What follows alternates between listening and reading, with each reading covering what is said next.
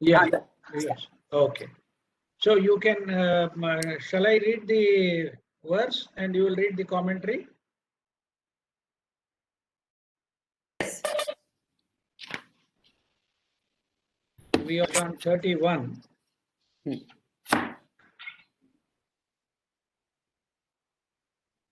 आख्याहि मे को भवान् उग्ररूपो नमोऽस्तु ते देववर प्रसीद विज्ञातुमिच्छामि भवन्तमाद्यं न हि प्रजानामि तव प्रवृत्तिम्. The translation. Declare to me who thou art that wearest this form of fierceness. Salutations to thee, O great Godhead, turn thy heart to grace. I would know who thou art, who wast from the beginning, for I know not the will of thy workings. The commentary on this last cry of Arjuna indicates the double intention in the vision.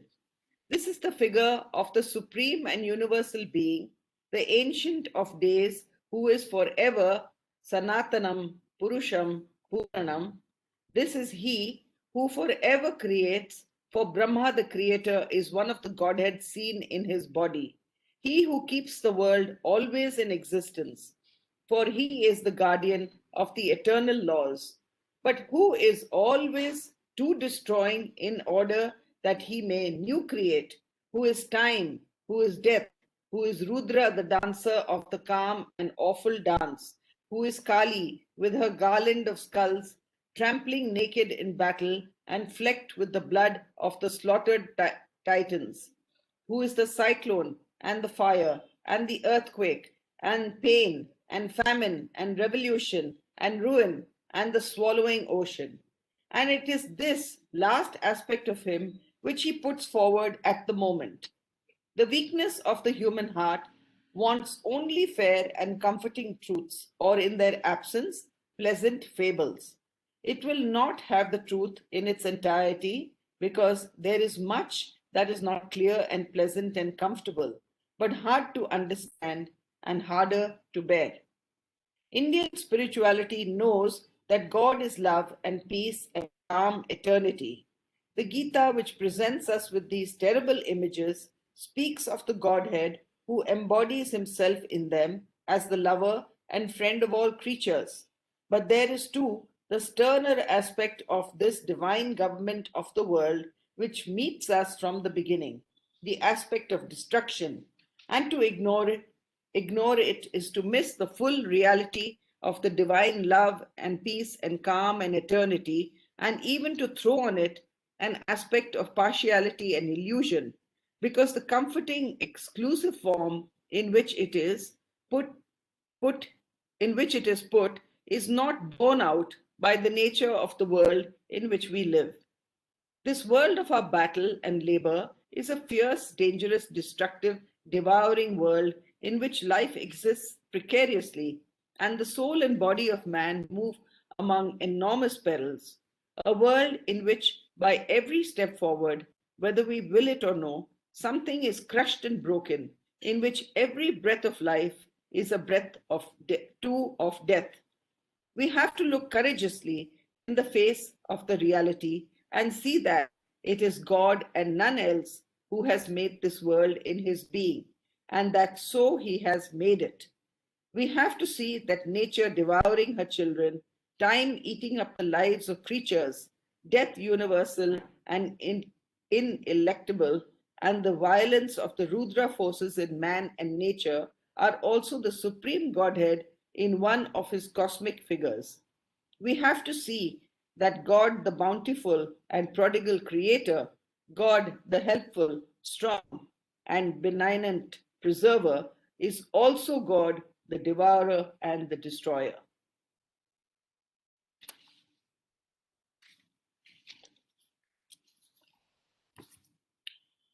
Krishnapani ji on mute. Yeah. See the beauty and poetry in the commentary of Sri Aurobindo. See, there are two or three aspects which I want to emphasize here. Number one, that we are always interested in only fair and comforting truths, or in their absence, pleasant fables. It will not have the truth in its entirety, because that there is much that is not clear and pleasant and comfortable, but hard to understand and harder to bear. See this sentence. It talks about the human nature. The human nature always wants things which are fair, happy, comfortable, pleasant, and more and more of it. And it's not very competent to deal with things which are not comfortable, things which are not pleasant.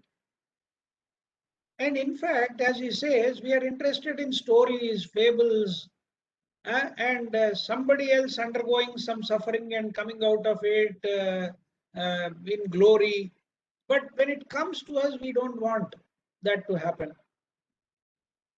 One of the fundamental truths in the higher realms of consciousness is that life, as we understand through our own limitations and ignorance, is always miserable. It's always miserable. It is dukkha. That is the first noble truth which the Buddha revealed to humanity. The first noble truth is that the whole manifestation, as we understand life here below, to be dukkha. But in this, we try to always seek some form of physical and mental comfort and pleasure and some form of entertainment, and wish to continue in that state. We wish to continue in that state. But that's the problem. That is the problem. That's why he calls it as the weakness of the human heart. This is the weakness of the human heart. And here in the Vishwarupa, he has given a glimpse of how time operates, how death operates, how Rudra, the fierce form of Shiva, dancing, and the awful dance of Kali. Kali has two meanings. It comes from the word Kala. Kala means time, number one. Number two, Kala means that which is dark and something which is unknown. In Hindi, we use both these terms, Kala to represent time and Kala to represent darkness. So she is actually dark. She is the unknown factor who is dancing a terrible dance, an awful dance, with a garland of skulls. And in fact, if you see the imagery, in that she subdues Shiva, and with multiple hands and all hands wielding some terrible weapons. You can go into the imagery of it, and there is a lot of allegory and beauty in that. But more importantly, this form is something which we are not very comfortable with. That's what he calls as the weakness of the human heart. But that is bound to be there. It is bound to be there because there is duality down below. From that duality, the multiplicity will proceed. That's why in the next statement he says, Indian spirituality knows the God of love. That God is love and peace and calm eternity. That is the substratum. That is the basis. That is the very nature of God, which is love, peace, and calm eternity. And one thing we need to recognize and remember here is this peace and love and calm eternity has no opposite to it at all. Generally, the mind thinks in terms of dualities and opposites. But this love has no shadow of hatred. This peace has no shadow of violence in any form or something which is disturbing the peace. And this eternity obviously is something infinite and it is beyond this space and time. But down below, or when it comes to manifestation, everything has this duality. Everything has this duality. So at one level, he is talking about the true nature of God, which is love, peace, and calm eternity, which is beyond the spatio-temporal framework in which we operate. But down below, the Gita presents us with these terrible images, speaks of the Godhead who embodies himself in them as the lover and friend of all creatures. While the form is terrible, he is actually our benefactor. He is actually our well-wisher.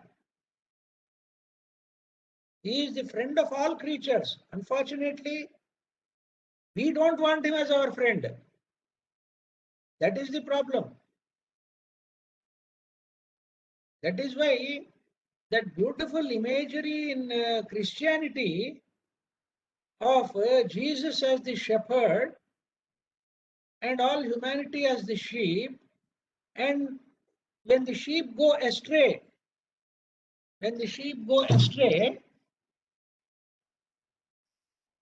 he gathers them together again.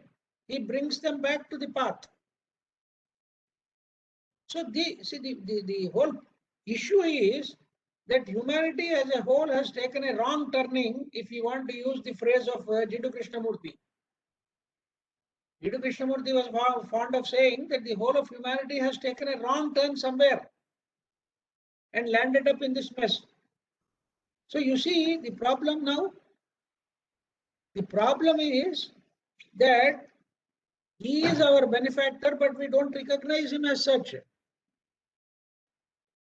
And therefore we suffer.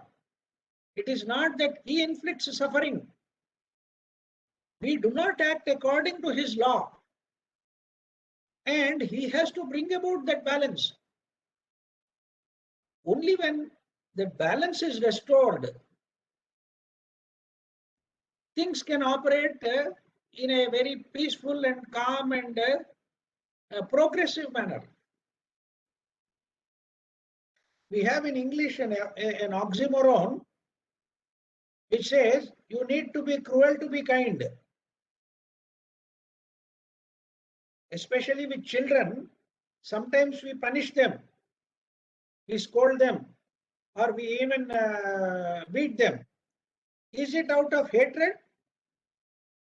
It's not out of hatred. It is out of excessive concern and excessive love for them. From a worldly point of view, we try to correct them in the sense that they are not able to understand the implications of things they are doing. They are unable to understand the nature of their actions and the consequences of their actions. So as a parent, you need to guide them. You need to put them back on the right path. And sometimes any amount of explanation or reasoning or anything doesn't work. So you need to scold them. You need to punish them. So even in the case of God, even in the case of Sri Krishna here, he has to be cruel to be kind towards humanity. You need to be cruel so that you can do good to them. That is the implication when he says about Indian philosophy, Indian spirituality has this, both the elements are talked about. Because this answers several important questions. One very important question that is answered is, people do not understand why there is so much of misery, so much of suffering, so much of hatred, so much of violence in this world. But this is the answer. The answer is that he is not doing anything. He has provided certain operating field, and that field operates in certain set of laws, like the field of, say, physics or chemistry or biology. There are some very definitive laws under which it operates. So, like electricity is provided for us, but do you allow a child to meddle with it? If you allow, there will be a disaster. He will injure himself and he will injure the others also. So here lies the true meaning and basis for suffering, because we are ignorant of the laws of nature. We are ignorant of dharma. So when adharma prevails, he has to come about to bring balance to that. Yes, please. Paniji, I just in this essays, there's something so beautiful that he says, and please correct me if my understanding is wrong, that there are twin aspects of the Godhead. There is another aspect of the Godhead apart from being lover and friend of all creatures. There is something like called the divine government of the world. Right. Yeah. So this is the divine government of the world that requires the destruction of something so new can be created, right? It is actually, we have seen earlier also discussed it, it is cyclical. Yeah. Everything which is impermanent has to die. You see, the cycle has to go on. But there is what is called as this divine government. There is an inner government, according to the theosophical literature. There is a statement which says that there is an inner government, and that government is operated upon by those great ones with consummate skill and competence. Unfortunately, we think that because we are temporarily suffering and we have this problem and all things are going haywire, we think that actually whoever is operating the whole thing is making a mess of it. No, they are not making a mess of it. They are bringing about balance. We have made a mess of our own life through ignorance. And as a consequence of that, we have created this world of suffering and misery and violence and hatred. Because of the biggest factor, one of the major factors of ignorance is not knowing that life is a continuum. The biggest ignorance is not knowing that life is a continuum.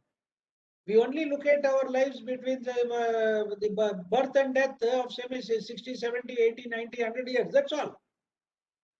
But how old is this whole system? Even if you assume that the Big Bang theory is right, because there are so many who have opposed that theory and said that theory is invalid and all that. Well, let's not go into that. But even if you assume that theory to be right, it's 13.8 billion years old. The universe, they say, is 13.8 billion years old. In that, what is 60, 70, 80, 100 years? So if we look at the whole thing within this minuscule time frame, everything appears to be haphazard and falling apart, and things are not. There doesn't seem to be any order at all. But those who have transcended this, who can see the whole of life, the continuum of life, then they will know that these are all things which are operating like the third law of Newton. Every action has an equal and opposite reaction. And the law of inertia also, where we initiate certain forces, we initiate some actions, we release certain energies into it and we are not aware of it. That's why the fundamental truth about spiritual practice or discipline is purity of thought, word, and deed. Because these are the three major sources of our releasing harmful energies into this world.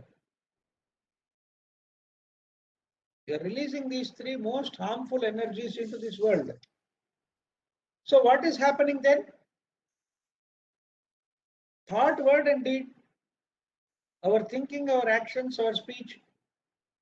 So if we are able to purify these things, you are substantially reducing your karma. You are substantially reducing the consequences of so many actions. So that's why Trikarana Shuddhi. Trikarana Shuddhi is as a fundamental spiritual discipline is because there has to be a starting point for you to reduce it. In our ignorance, we go on doing again and again and again and again the same mistakes and going on adding to it. We will land up nowhere. We will always be in this mess only. So that is the beauty of the whole thing. See, that is where Aurobindo is very clearly bringing forth that idea. Indian spirituality knows that God is love and peace and calm eternity. The Gita, which presents us with these terrible images, speaks of the Godhead which embodies himself in them as the lover and friend of all creatures. But there is too the sterner aspect of his divine government of the world which meets us from the beginning, the aspect of destruction, and to ignore it is to miss the full reality of the divine love and peace and calm and eternity, and even to throw on it an aspect of partiality and illusion, because the comforting exclusive form in which it is put is not borne out by the nature of the world in which we live. The reality is something totally different, isn't it? You cannot attribute partiality and illusion because the comforting exclusive form in which it is put is not borne out by the facts, by the reality of the world around us. The world of our battle and labor is a fierce, dangerous, destructive, devouring world in which life exists precariously and the soul and body of man move among enormous perils. Do we realize this? We seem to be having a nice time. As long as things are going good and well, and everything seems to be hunky-dory, we don't even understand that we are leading a very precarious life. Very precarious life. Because we don't know when it is going to end, life as we know. And we are totally ignoring, as he says, a world in which by every step forward, whether we will it or not, something is crushed and broken, in which every breath of life is a breath too of death. So that is precisely what is happening. And that is the great illusion. The non-recognition of this fact, this reality, is the greatest illusion. That is what is called as the Maya. That's what is called as Maya by the whole the philosophical structure has been constructed based on this idea of what is Maya. So unless we transcend this at some point, unless we transcend and go beyond this, we have to look courageously in the face of the reality and see that it is God, none else, who has made this world in his being, and that so he has made it. We have to see the nature of the nature devouring our children.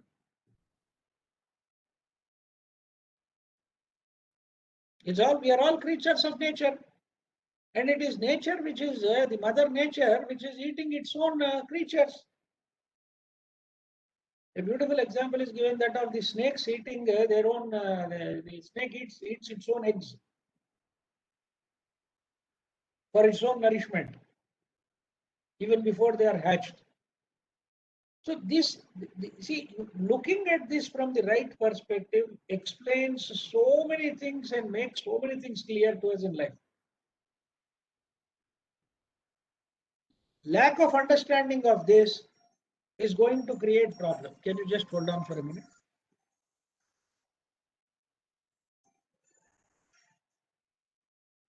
Hello? Hello? Hello?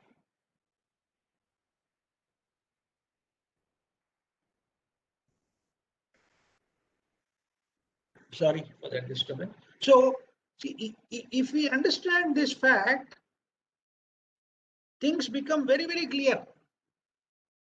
And this is what, as I said, Jiddu Krishnamurti would say, that choice is for the ignorant. Choice is for those people who do not see things clearly and do not understand things clearly. But for a person who truly sees things in their right perspective, there's no question of choice. It's only the right action. That's all. That is before him. Only when the mind starts thinking, should I tell this fellow the truth or not? Earlier, this fellow lied to me. By telling me this truth to him, I may lose some prestige or money or something else or something else. Then I have to decide and be very tactful and smart and worldly wise and whatnot, and decide whether I should be truthful or untruthful. This choice is for the ignorant, for the foolish people. But for a person who is able to see things clearly, for him there is no choice at all. Just hold on for a minute.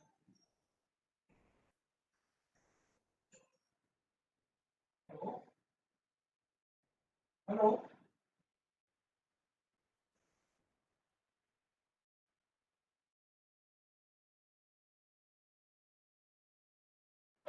Yeah.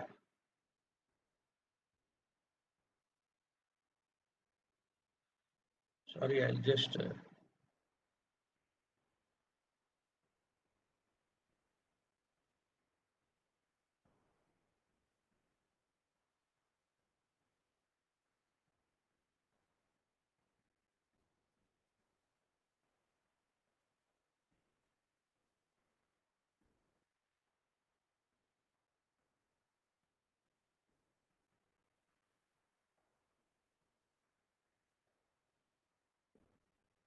Yeah. So you understand the implication now when he talks about choiceless awareness? Because in that state, there's no choice at all. So there is no issue of whether I should tell the truth or not tell the truth, or how should I behave, how should I not behave. This is all from a worldly point of view. This is the beauty of it. So the fundamental issues, unless they are very clear to us, the reality of life and the need to have this clarity and therefore make life simple for ourselves, it's not going to work. That is precisely what he is trying to emphasize when he is talking about this. And in the next verse we'll come to it. An indication is given here of it says time eating up the lives of creatures, death universal and ineluctable, and the violence of the Rudra forces in man and nature are also the supreme Godhead in one of his cosmic figures. We have to see God, the bountiful and prodigal creator, God the helpful, strong and benignant preserver, is also God the devourer and destroyer. So in manifestation, you have this duality. It is cyclic in nature, it is within the framework of space and time, it is impermanent, and it is something which has to be always changing, and there is bound to be this uncertainty associated with it. And therefore it goes on in its own way. Because we have gone astray, we have not realized the truth of the matter. We have not understood it. And therefore, we find this terrible form to be disturbing. But in some form or the other, there is this battle of life going on, and we are facing small or big challenges in our life. And as we were discussing earlier, Janaki Ramji was also mentioning about his friend who passed away. See, these are things in the past 1 year or so, we have, all of us have come encountered this in some form or the other. Simply people being snatched away by death. So there is this devouring going on, this destruction and restoration of balance is an ongoing thing. In the verse we have read just now, Arjuna is totally baffled. He says, I don't understand who you are. I am unable to understand what you do, what are you. I'm absolutely in a state of confusion. And that he answers in the next verse. Can we go to the next verse? I'll read the verse. Sri Bhagavan Uvacha Kalosmi Lokakshayakrit Pravruddho Lokan Samahartumiha Pravruttaha Rutepi Tvam Na Bhavishyanti Sarve Ye Avasthitaha Pratyanikeshu Yodhaha. The blessed Lord said, I am Kala, time spirit, huge risen for the destruction of the world, intent on devouring the peoples here as my will in my workings. Even without these, all these warriors ranked in the opposing armies shall not survive. The commentary. Destruction, replies the Godhead, is the will of my workings with which I stand here on this field of Kurukshetra. A worldwide destruction which has come in the process of the time spirit. I have a foreseeing purpose which fulfills itself infallibly, and no participation or abstention of any human being can prevent, alter, or modify it. All is done by me already in my eternal eye of will, before it can at all be done by man upon earth. I, as time, have to destroy the old structures and to build up a new, mighty, and splendid kingdom. Yeah. You see, in answer to his question as to who you are, what is your nature, I am unable to understand. Sri Krishna says, Kalosmi, I am the Kala, I am the time. The chapter in the essays on the Gitas, on this particular thing, the title itself is the cosmic form, time the destroyer.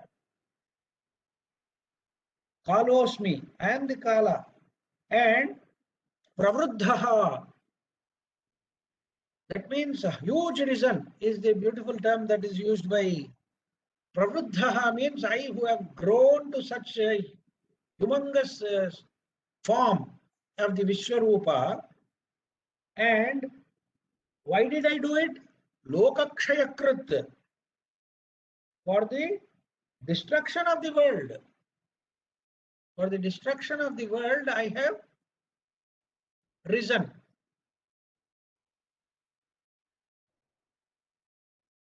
Then he says, Lokan samahartumiha pravruttaha.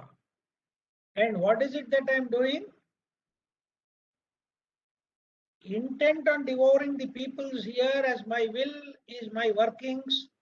That means I am here to bring about that integration, that bring about that, the destruction, and also one form of unification. Samahara means to bring them together also. Hara means to destroy also. Take away. Hara means to take away also.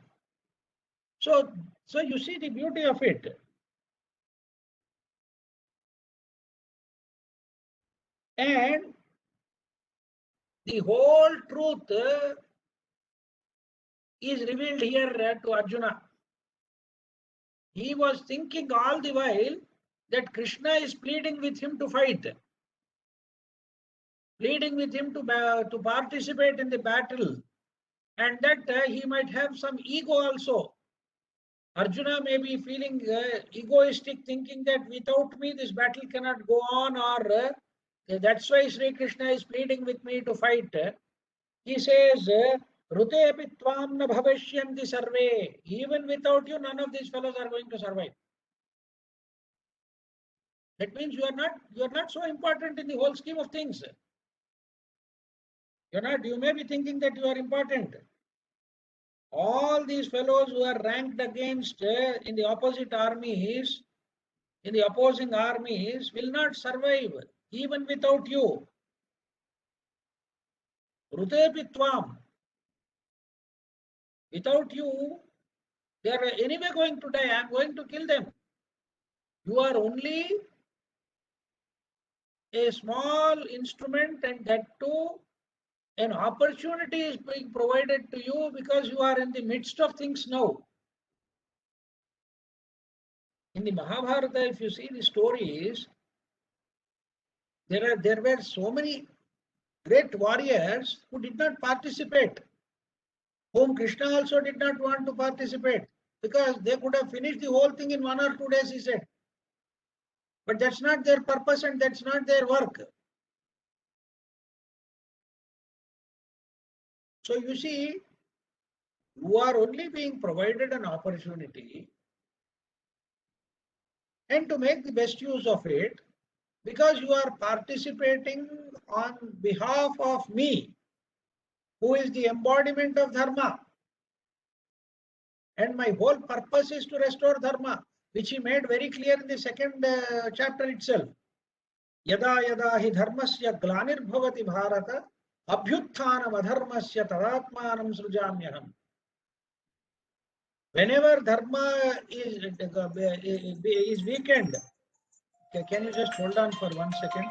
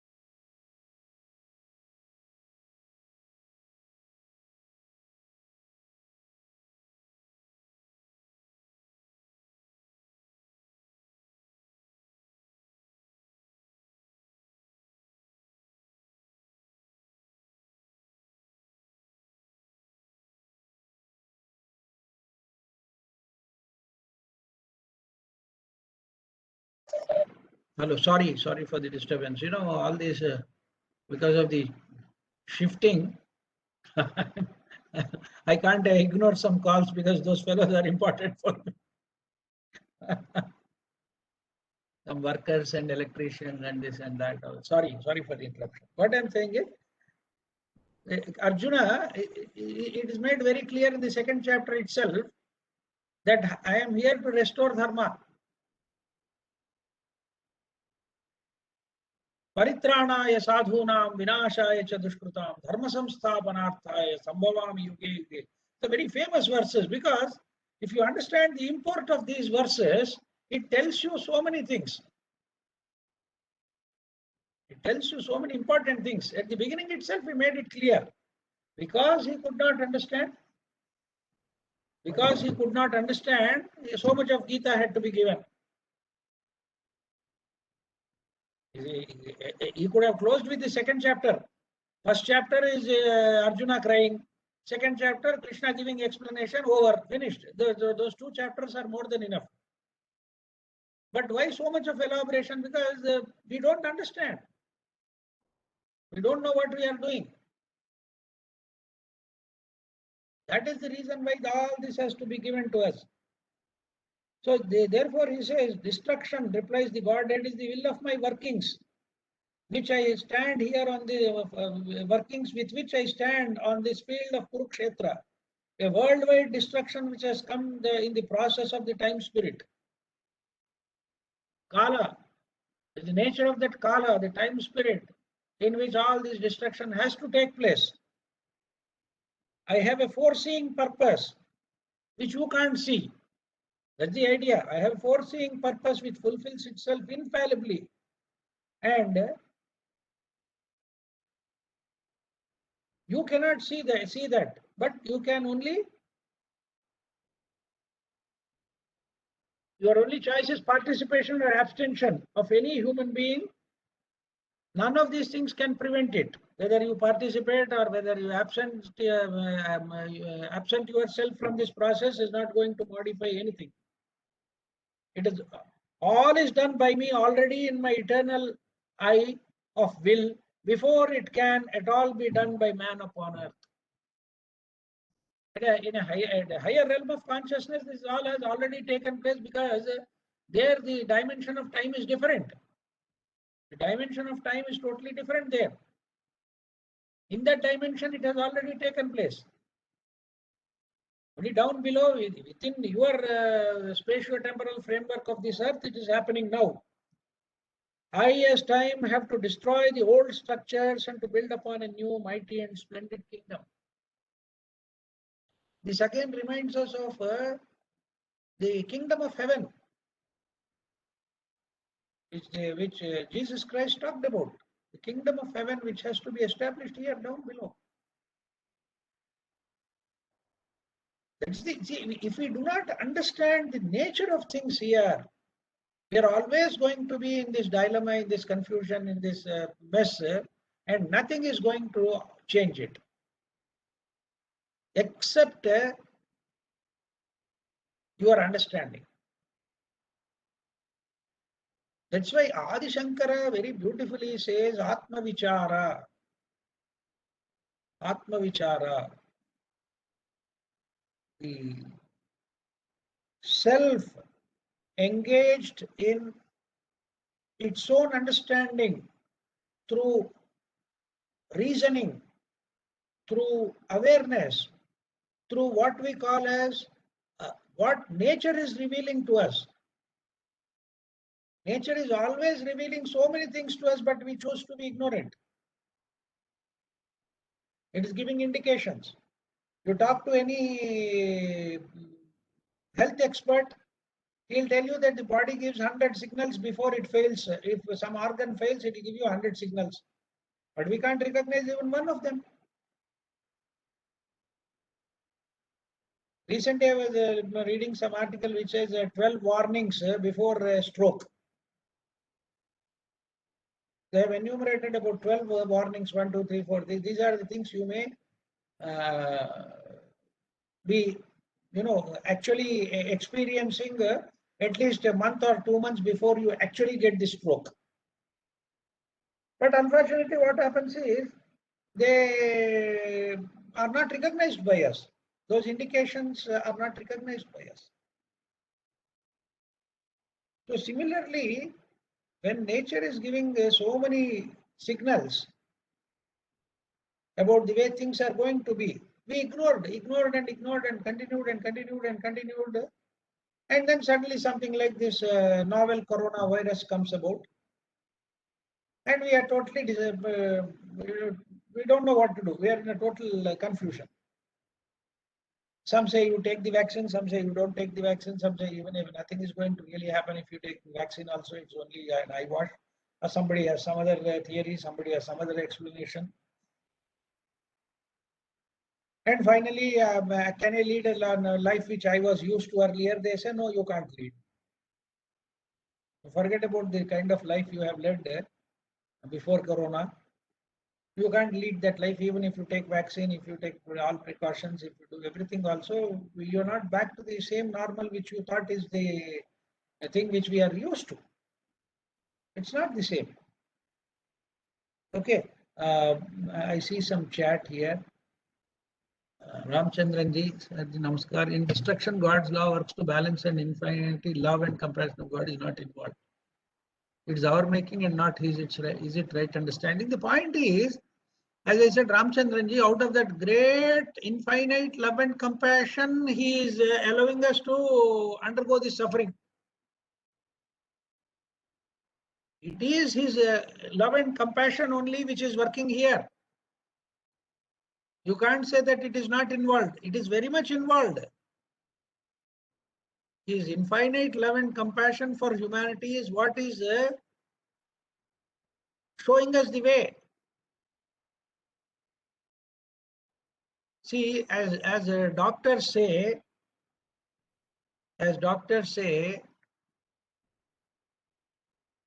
pain is the best indicator for the body for doing or not doing something. But very smartly, we have found out some chemical combinations which are called as painkillers, which do not treat the disease or treat the symptoms or anything. They only help you to see that you don't feel the pain.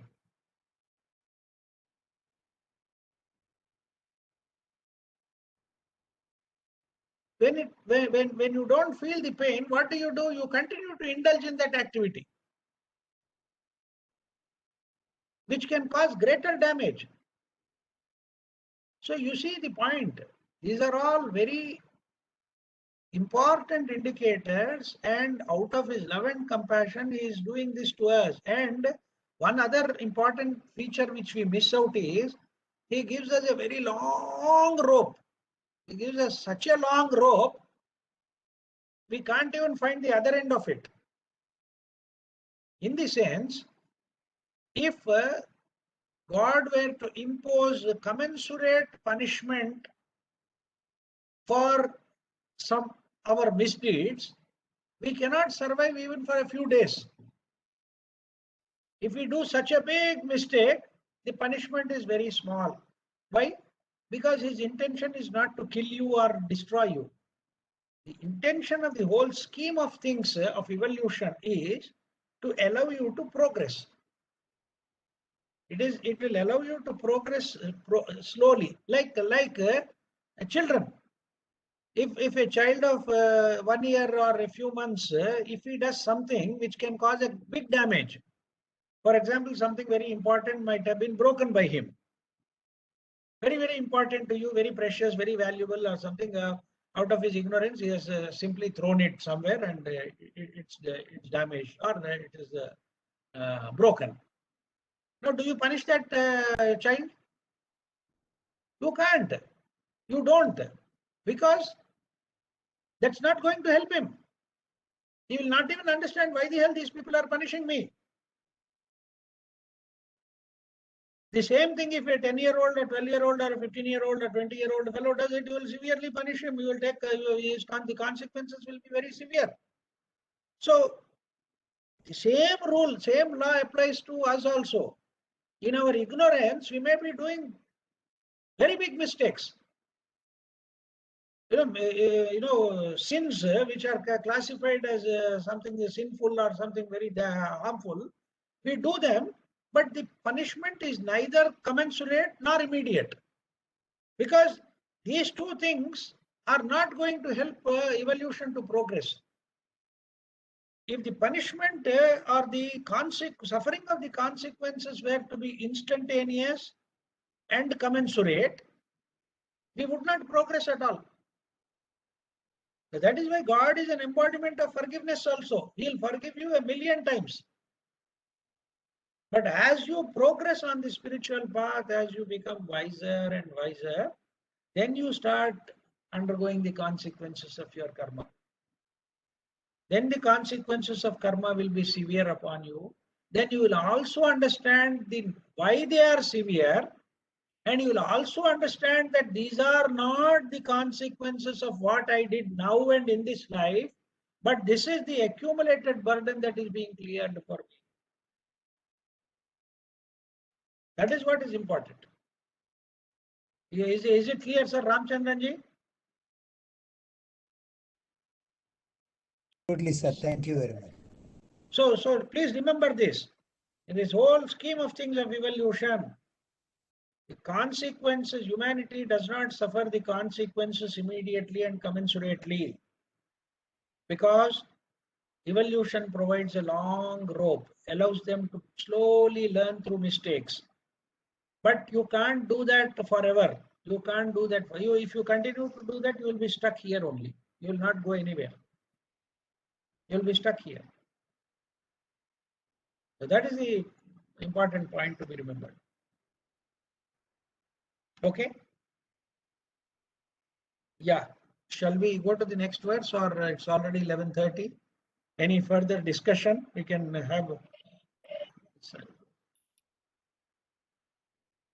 Veena ji? Is Meena here? You're talking to me, Krishna Pani? No, yeah, I'm talking to you. Okay. So this verse 32 clearly brings home that this business of free will. No. See, it's a wrong question. See, that's why you remember I referred earlier also. Yeah. This is a mistaken notion which is unfortunately given too much of importance by the Western philosophers. Okay. See, where is the question of free will when you are operating in ignorance? Correct. There is a beautiful listening by the gentleman I first. He was there in our, along with Jeff Jenong and that Buddhist scholar. Buddhist. The Immeasurables, the one who writes. Yeah, the Four Immeasurables. I forget his name, suddenly goes out of my mind. Yeah. Okay. No, see, there is a beautiful, I think, video on YouTube, 16 or 17 minutes YouTube, saying, where he says, when you this idea of free will is nonsensical, and it doesn't apply when you're operating out of ignorance. Oh. When you're operating out of ignorance, where is the question of free will? That's true. When you're groping in the dark, what kind of freedom are we talking about? When you are operating in limitation, that limitation itself is a problem. So see, for almost 2 centuries or more, all these Western thinkers and philosophers have went on putting into our minds about determinism and free will, determinism and free will. It's not that at all. You are barking the wrong tree, and then you are talking about something which you don't understand.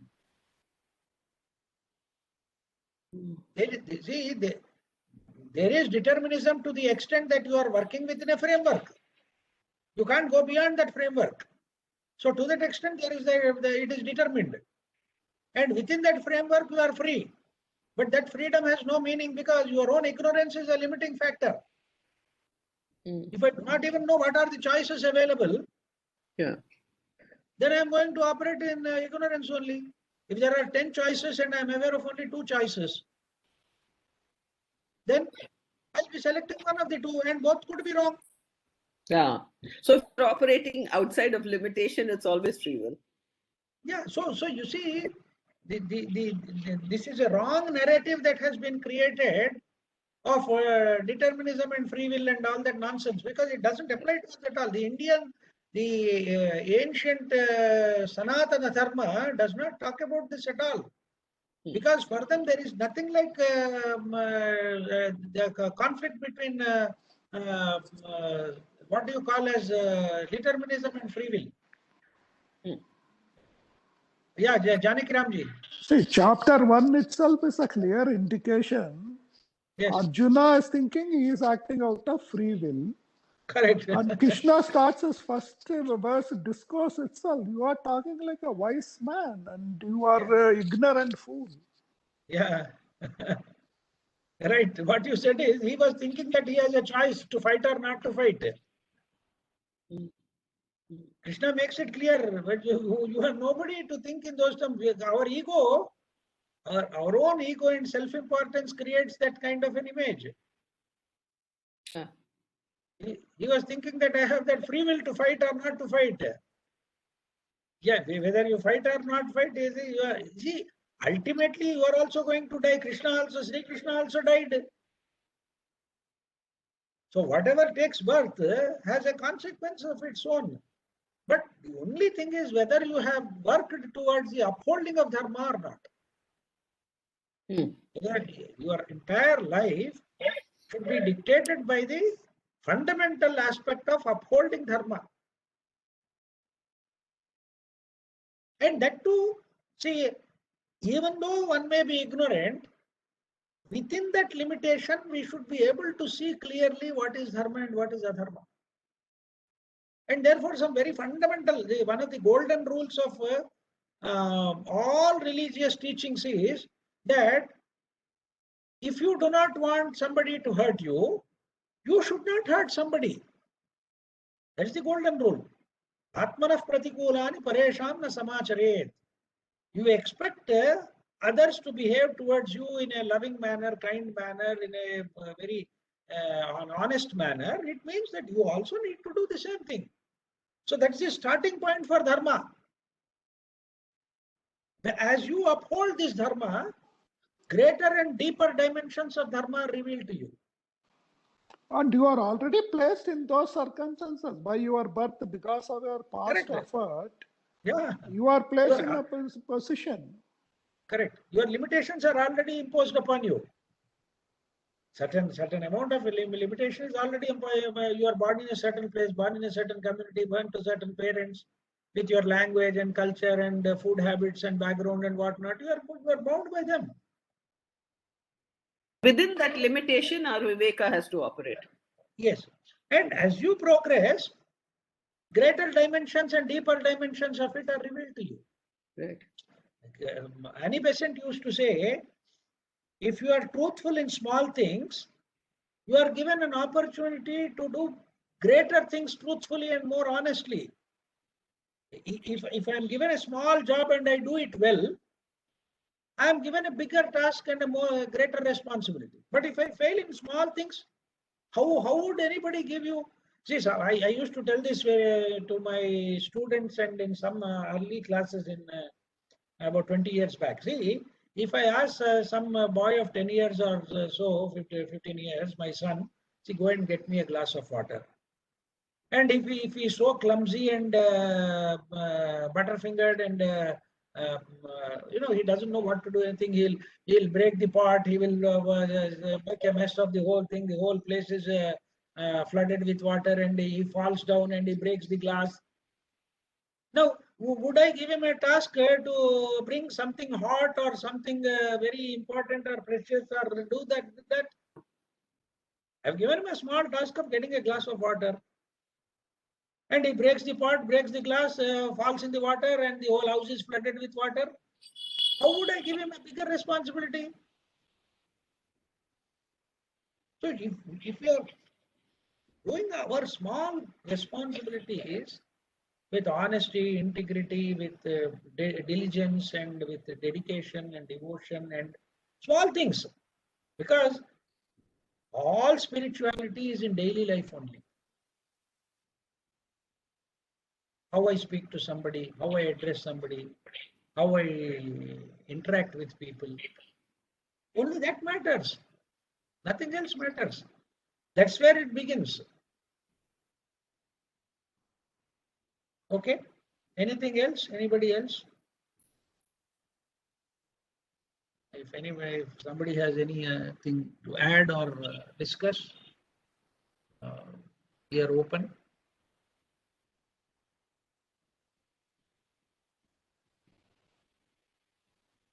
Otherwise, shall we close, Binaji? Yes, we can. So we are meeting on Sunday at 10 Sunday, o'clock. 10 For o'clock for the Atma Bodha. Yeah, Yes. as usual. So maybe request Suman ji to do the Loka Samasta. Loka Suman? Samasta. Yes. Yes, yes. Yeah.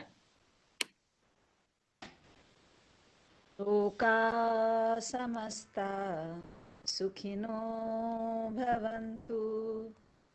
Loka samasta sukhino bhavantu.